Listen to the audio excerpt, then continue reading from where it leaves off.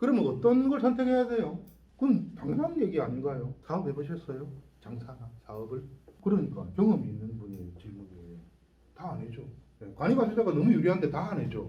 오늘 그 이야기 할 거거든요. 저번 시간에 맞죠? 간이과세 배제 기준에 대해 설명할게요 하고 마친 것 같은데, 간이과세자들이 부가세 계산하는 공식이 조금 더 복잡하죠. 일반 과세자는 상대적으로 간단한데 간이과세자는 좀 복잡해. 그런데 사장님들이 하는 얘기를 제가 귀를 쫑긋하고 한번 들어봤어요. 나는 간이과세자에서 직접 신고를 여태껏 했는데 일반 과세자로 바뀌어서 이제는 맡겨야 되겠어. 그런 말 많이 듣거든요.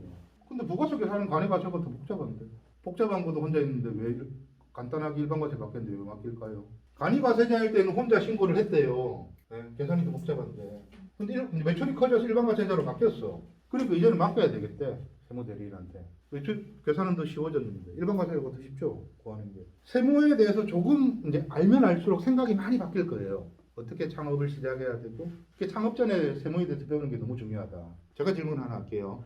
공급 대가와 공급 가액에 대해서 한 번만 딱 정리하고 갈게요. 처음에 간이과세로 이제 사업을 시작하면 이 개념은 확실하게 알아야 되니까요. 우리가 매출세액 계산할 때 지난 시간도 복습입니다. 매출세액을 알기 위해서 이 공식을 알아야 된다. 기억나죠? 다 다른 말이다. 후라이드 치킨을 예를 들면 11,000원짜리가 매출이면 매출액은 10,000원이고 매출세액은 1,000원이다. 나누기 10이라면 바로 매출세액이 계산되고, 우리가 10% 고정관념이 매출의 10%가 부가세라고 알고 있는데 아닙니다. 매출액의 10%예요. 이렇게 공식이 완성되는 거예요. 어렵지 않은 공식이.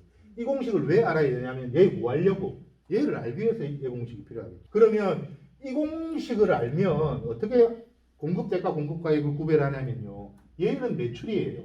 얘는 매출액이고. 그러면 공급대가 공급가액을 왜 알아야 되느냐? 간이과세자들은 부가세 계산할 때 얘가 필요하고. 공급대가 공급가액 다른 말이고 구별하는 거 이제 알겠죠? 어떤 개념인지. 특수코디 교육을 듣고 세무서를 찾아갔어요. 간이과세 무조건 해야지. 근데 세무서에서 안 된대. 그럼 왜 안 될까? 어떤 경우에는 안 될까만 알면 되잖아요. 일단 업종 중요해. 되고 안 되고를 판단할 때 업종만큼 중요한 게 또 있는데, 그건 간이과세자들이 핸디캡, 법적으로 안 돼. 내가 사업자 거래를 많이 할 것 같으면 애초에 간이과세는 접어야 되겠죠. 그건 나의 판단의 문제고 법으로 강제해 놓은 게 있다고. 이런 경우에는 안 돼. 이거 업종 일단 있어요. 안 되는 업종. 또 안 드릴 수가 없죠. 정답을 전하서. 네. 저번주에 얘기하셨잖아요, 맞죠? 저번주 얘기 안 했어요. 얘기. 요거만 해요. 안 되는 업종이 있습니다. 음식점은 되고요. 미용실도 되고요. 제조업은 안 돼요. 제조업은 쉽게 생각하면 공장 생각하면 되죠. 공장이 최종 소비자한테 바로 물건 안 주죠. 대리점 거치죠. 제조업이란 업종은 간이과세가 법적으로 안 되는 업종으로 분류를 해놨어요. 그러니까 업종은 되는 업종이 있고 안 되는 업종이 있어요. 내가 하고자 하는 업종이 제조업이면 애초에 간이과세는 접어야 되겠죠. 법으로 안 되는 거야. 업종이 세법에 보면 굉장히 많죠. 그러면 어떻게 고민하면 가장 빠르냐면, 내가 최종 소비자를 많이 거래하는 업종은 다 간이과세가 된다고 보면 돼요. 최종 소비자를 많이 거래하는 업종이면. 제조업 중에 이런 게 있습니다. 맞춤 양복점. 그것도 제조업이에요. 걔는 간이과세 돼요. 제조임에도 불구하고 최종 소비자를 많이 거래하잖아. 맞춤 양복은 거의 다 최종 소비자죠. 사업자 거래 안 하죠. 간혹 어디 사업자에서 양복 10벌 단체로 맞출 수도 있겠지만 1년에 극히 드문 경우죠. 세무서에는 기준을 50% 봐요. 전체 매출의 50% 이상을 최종 소비자한테 가면 간이과세가 가능하다. 제조업임에도 불구하고. 그런 거 있어요. 즉석식품 제조가공업. 용어가 좀 복잡한데. 반찬 파는 집. 대충 알겠죠? 되는 업종, 안 되는 업종 구분하는 방법. 지역은 하나만 해도 안 돼. 하나만. 이거는 오예요. 오. 엔드가 아니고 결합이고. 그리고 지역 중요합니다. 부산 같으면요. 서면, 광복동, 시청 앞, 가모나요? 번화가는 안 돼요. 법으로 안 되게 해놓은 거예요. 지역 중요합니다. 업종은 되는데 지역에서 많이 막히는 경우 있어요. 그래서 난 음식점 하려고 마음을 먹었어. 그런데 특수코디 교육받고 음식점 간이과세. 음식점은 원래 내가 하고 그랬던 거고, 특수코디 교육받으니까 간이과세가 너무 유리하거든. 난 장사 잘할 자신이 있단 말이야. 근데 서면에 막 점포가 왔다. 얘를 몰랐던 거지. 그 임대차 계약을 딱 하고 세무서 딱 찾아갔지만 안 돼. 멘붕 오죠, 멘붕. 그 선이 있을 거예요. 그러면 서면에 사고 싶으면 진구청 세무서 전화하면 이 선을 말해주겠죠. 그 임대차 계약하기 전에 미리 세무서 전화 한 통이나 홈택스 들어가면 확인돼요. 주소 찍으면. 미리 알고 발품 팔아야 돼. 간이과세 배제 지역이라고 검색하면 되겠죠. 뭐 부산, 울산 뭐 예를 들어. 그리고 건물도 알고 갑시다. 건물은 뭐냐면 이마트 안에서 음식점, 신세계 백화점 안에서 음식점, 감 오나요? 그런 데서는 간이가세가 또 안 돼. 반여동 홈플러스 안에는 간이가세 안 됩니다. 반여동은 배제 지역이 아니에요. 그럼에도 불구하고 배제 건물에 걸리는 거예요. 이해되나요? 그러면 임대차 계약을 할 때 내가 어떤 식으로 움직여야 될지 알겠죠. 사전에 세무서 전화를 하든 홈택스 들어가 확인을 하든 왜? 나는 간이가세를 해야 되니까. 그러면 업종 지역 건물만 머릿속에 딱 넣어주시고 또 안 되는 경우 하나 있습니다.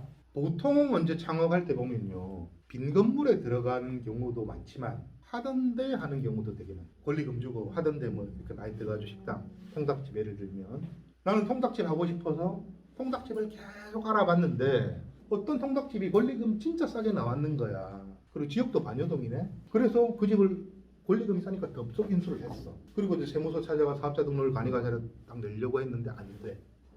왜 안 되냐? 앞전 사업자가 일반 과세자. 그럼 그것도 먼저 알아봐야 되겠죠. 당신 과세 유형이 어떻게 돼요? 일반 과세자입니다. 안 할래. 왜냐하면 세금으로 몇 천만 원 벌 수도 있거든. 맞죠? 한 5억 팔면 2, 3천만 원 버는 거잖아요. 간이과세자면. 권리금 1,000만 원 싸게 해줄 거게 중요한 게 아니란 말이지. 앞전 사업자가 일반 과세 사업자면 승계가 됩니다. 과세 유형이.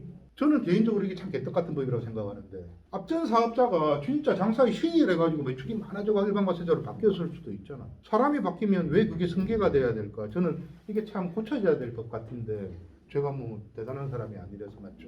그거 알고 있어야 돼요. 앞전 사업자. 그러면 간이과세자가 되고 안 되고는 판별이 되겠죠. 별로 안 어렵죠. 이런 질문 나오면 너무 좋죠. 지금 하고 있는 게 어떻게 돼요? 상업 계획하고 계세요? 사업자 등록은요. 세무서 민원실에서 합니다. 보통 민원실이 1층에 있어요. 이 민원실에 사업자 등록을 담당하는 세무공무원이 앉아 있거든요. 얘는요. 재량권이 좀 많아. 재량권 자기가 판단할 수 있는 재량권이 되게 많아요. 통닭집 하던 자리에 통닭집을 다시 하려고 가면 간이과세자가 안 돼요.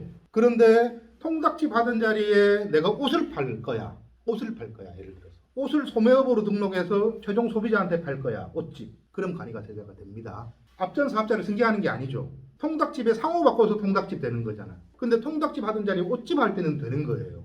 그러면 통닭집도 음식점이고 커피숍도 음식점업이에요. 세법에서는 같은 동그라미 안에 들어있습니다. 그러면 질문 하나 할게요. 통닭집, 일반과세 통닭집을 그 자리가 좋아서 인수해서 나는 커피숍을 할 거거든. 그럼 간이과세자가 될까요? 안 될까요? 될 확률이 굉장히 많아요. 메뉴가 다르잖아. 메뉴 차원이 아니죠. 카테고리가 다른 거거든. 될 확률이 많습니다. 통닭집 하던 자리에 난 돼지고기 삼겹살 팔 거야. 요거도 될 확률 많아요. 그런데 세무서에 이제 찾아갔는데 통닭집 하던 자리를 난 삼겹살 팔기로 간이과세 텍스코드 교육을 받았어. 그래서 세무공무원을 찾아갔는데 간이과세자 신청했는데 안 된대. 그러면 법적인 근거를 한번 주세요. 저는 된다고 알고 있는데. 따지세요. 그거는 거의 다 됐어요. 근데 재량이 많다 보니까 걔가 즉흥적으로 되고 안 되고를 결정하는 거예요. 나는 앞전 사업자랑 아무 상관이 없다는 걸 증명하면 돼요. 앞전 사업자가 통닭집에 있는데 난 삼겹살 팔 건데 아무 연관성 없지 않느냐. 그렇게 강하게 하면 될 수도 있다. 알겠죠? 대충. 특수관계인이라고 표현하는데 그런 경우에는 안 될 확률이 좀 많아요. 고의적으로 장난칠 게 보여요. 이런 거 있어요. 간이과세자 처음에 너무 부가세 측면에서 너무 유리하다 보니까 간이과세를 계속하면 너무 좋겠죠. 그런데 법으로 연매출이 4,800만 원이 넘어가면 일반과세자로 바뀌어요. 이게 법에 또 있거든. 그러니까 일반과세자로 바뀌면 간이과세 폐업하고 예를 들어서 어머니 명의로. 그래서 일반과세로 하면은 폐업하고 4명이 엄마, 4명이 엄마를 계속 장난을 치는 거야.